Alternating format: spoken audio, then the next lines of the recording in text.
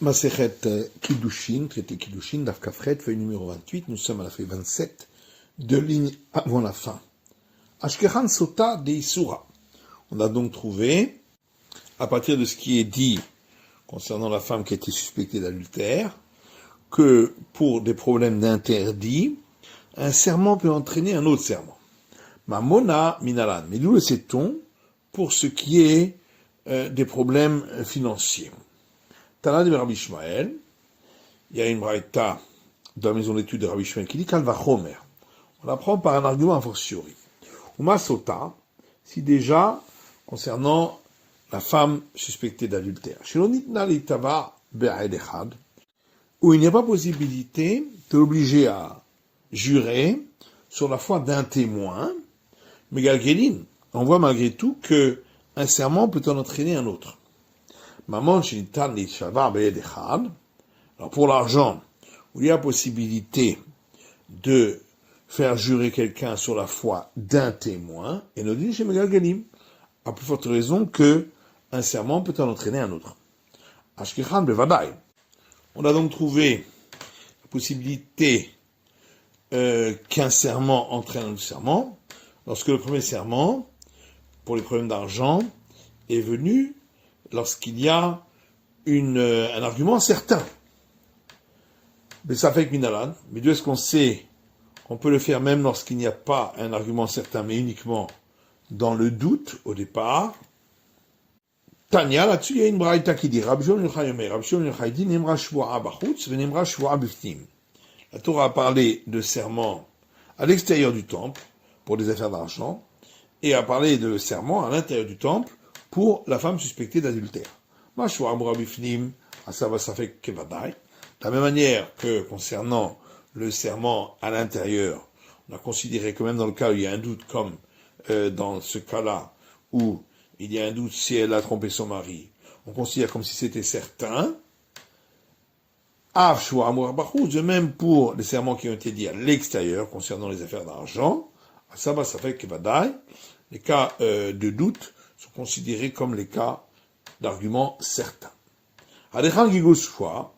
Jusqu'à où va le fait qu'un serment peut entraîner un autre. Par exemple, si une personne dit à un autre, jure-moi que tu n'es pas mon esclave. Dans un cas pareil, on le met en excommunication, celui qui veut faire jurer l'autre là-dessus de Tania, parce qu'il y a une braïta qui dit celui qui appelle un autre esclave, il est excommunié. Mamzer, s'il l'appelle fils de relation interdite, qui ne peut pas se marier avec quelqu'un du peuple d'Israël, sauf que il reçoit les 40 coups de la flagellation. Racha, s'il l'appelle mécréant, il y aura Dimon Chayav.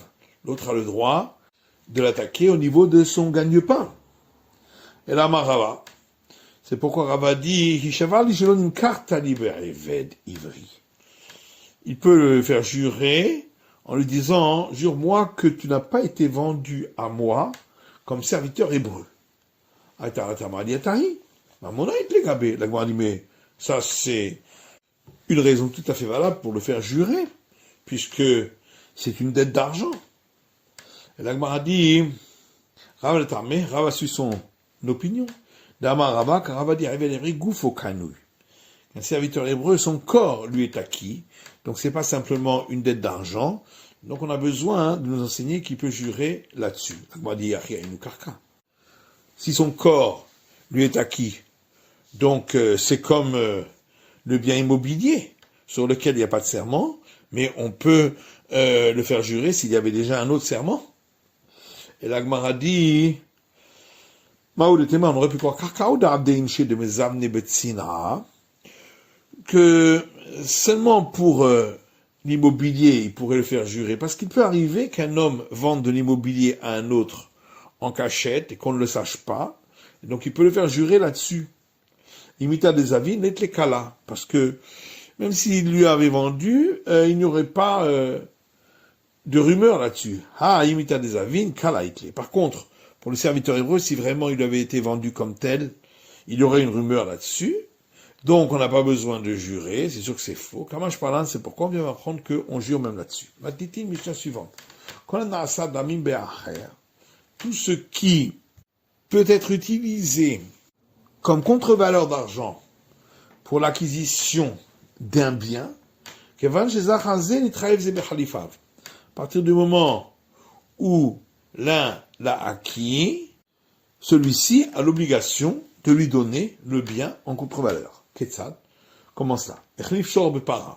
Si il a échangé son bœuf contre une vache, au hamor beshor, ou un âne contre un bœuf, à partir du moment où l'un a acquis l'objet, il a l'obligation de lui donner l'objet qui a sa contre-valeur. Gmara, Chalipin Mainihu. Quand on a parlé, dans le premier cas de la Mishnah, de devoir lui donner la contre-valeur, de quoi il s'agit? Matbea. S'il s'agit d'une pièce, je parle là Matbea Nasa Chalipin, ça voudrait donc dire qu'une pièce peut être considérée pour faire l'acquisition par le troc. Ama Rav Yehuda dit non. Rikama, voilà ce que la Mishnah veut dire. Kol hanishum damim be'acher. Tout ce qui est évalué pour être la contre-valeur d'autre chose, à partir du moment où l'un a acquis cela, il a l'obligation de lui donner ce qui est sa contre-valeur. Dit Kanami, et on peut également apporter une preuve, des katani ketzad yechlif shor bepara ou chamor beshor, puisque la Mishnah ensuite donne un exemple de celui qui a troqué son bœuf contre une vache ou son âne contre un bœuf. Donc on voit bien que il s'agit de biens et pas de pièces. Le maï de salik anatim meikara de madber nasa chalipin. L'agmar dit, d'après ce qu'on a pensé au départ, qu'une pièce peut être utilisée pour l'acquisition par un troc. Maï ketzad. Alors comment on explique la suite de la Mishnah qui dit, c'est quoi le cas? Alors que la suite ne parle pas d'une pièce, mais d'animaux. Rikama, voilà ce que la Mishnah dit, perot nami avde chalipin. Des fruits, donc de la nourriture aussi, peuvent être utilisés comme acquisition par le biais du troc. Ketzad, comment ça? Si il a échangé de la viande de bœuf contre une vache, ou de la viande d'âne contre un taureau, lorsque l'un a acquis cela, il a l'obligation de lui donner l'autre objet en échange. Mais ça, c'est seulement valable pour Rav Sheshet, qui dit que des fruits, donc de la nourriture, peuvent être utilisés pour l'acquisition par le troc. Et là, le Rav Nachman d'Amar Perot Avde Chalipin. Par contre, d'après Rav Nachman qui dit que des fruits ne constituent pas une matière pour l'échange par le troc, Maïka Lemema, qu'est-ce qu'on va dire? Rikama. Alors, voilà ce que la Mishnah veut dire. Yesh damim shehen kechalipin. Il existe de l'argent qui peut être considéré comme mode d'acquisition par le troc. Erlif de meshor bepara. S'il a échangé la valeur d'un bœuf contre une vache, ou la valeur d'un âne contre un bœuf, ça constitue une mode d'acquisition par le troc. Maïtama, pourquoi? Ça va là que Rabbi Yochanan. Parce que l'auteur de la Mishnah ici pense comme l'enseignement de Rabbi Yochanan, d'Amar qui a dit Dvar Torah Marot Konot. D'après la Torah, l'argent peut constituer un mode d'acquisition pour les biens mobiliers. Pourquoi les sages ont dit que c'est le fait de tirer le bien qui fait l'acquisition? De peur que, après qu'il a payé, et qu'il n'a pas encore amené l'objet chez lui, l'autre va lui dire, ton blé que tu as acheté a été consumé par un incendie à l'étage, et l'autre ne s'en sera pas préoccupé puisque il le lui avait déjà vendu. Milta l'ishriyar kazou berabanan. Lorsque il s'agit de quelque chose de courant, les sages ont institué cela. Milta l'ishriar kazou berabanan. Lorsqu'il s'agit de quelque chose qui n'est pas courant, les sages n'ont pas fait cette institution.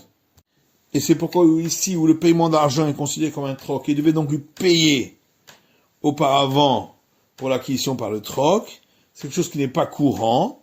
C'est pourquoi les sages n'ont pas institué que ce soit pas valable comme mode d'acquisition.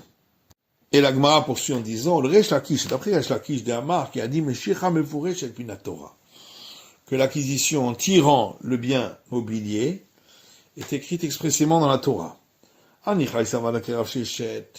Alors, ça marcherait bien, hein, notre Mishnah, s'il pensait comme Rav Sheshet d'Amar Perot Abdei Chalipin, qui a dit que les fruits aussi sont considérés comme un mode d'acquisition par le troc.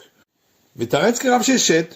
Alors, pour expliquer notre Mishnah, comme l'a fait Rav Sheshet, en disant qu'on parle de viande de bœuf ou d'âne, qui constitue un objet pour le troc. Là, il s'avala que Rav Nachman. Mais s'il pense que Rav Nachman n'a pas perot lo Abdei Chalipin, qui dit que les fruits ne constituent pas un mode d'acquisition par le troc. Au matbe'ar lo kané, et une pièce non plus ne peut pas considérer comme moyen d'acquisition par le troc. Mais Maïmoukela, comme on avait expliqué dans notre Mishnah, donc on est obligé de dire qu'il pense comme Rav Sheshet. La Mishnah dit que le domaine consacré acquiert par de l'argent. Ou reshut ha'ediot bechazaka, et le domaine profane par un acte qui montre qu'on est propriétaire. Amirato le gavoa kimsirato le hediot. Lorsque on dit une parole, ça permet l'acquisition par le domaine consacré, exactement comme lorsqu'on transmet quelque chose à un profane. Gemara, Tanu Rabbanan, nos sages ont enseigné dans une braïta. Ketzad reshut ha'gavoa bekesef. Comment est le cas où le domaine consacré fait l'acquisition par l'argent? Gizbar shenatan marot babehema, le préposé du temple qui a donné de l'argent consacré pour acheter un animal. Afilu behema besof ha'olam kana, même si l'animal se trouvait au bout du monde, par le fait qu'il a donné de l'argent, il l'a acquis. Par contre, pour ce qui est du domaine profane, il n'y a pas d'acquisition tant qu'il n'a pas tiré l'animal à lui. Et c'est quoi le cas où on a dit qu'avoir parlé concernant l'acquisition pour le consacré, c'est considéré comme avoir transmis pour acquisition par le profane. Omer Shorzer Ola, celui qui dit ce bœuf-là est consacré à l'Holocauste. Baïdze Hekdesh, cette maison-là est acquise au sanctifié. Afil Besofa Olam, même si ça se trouve au bout du monde, Kana, ça a été acquis au sanctifié. Bédiot le Kana, mais pour le profane, il n'a pas fait acquisition, Alchim Shor, tant qu'il n'a pas tiré l'objet mobilier, Feyarzik, ou qu'il a montré par un acte qu'il est le propriétaire du bien immobilier. C'est la fin de l'étude du Daf Kafret de la feuille numéro 28.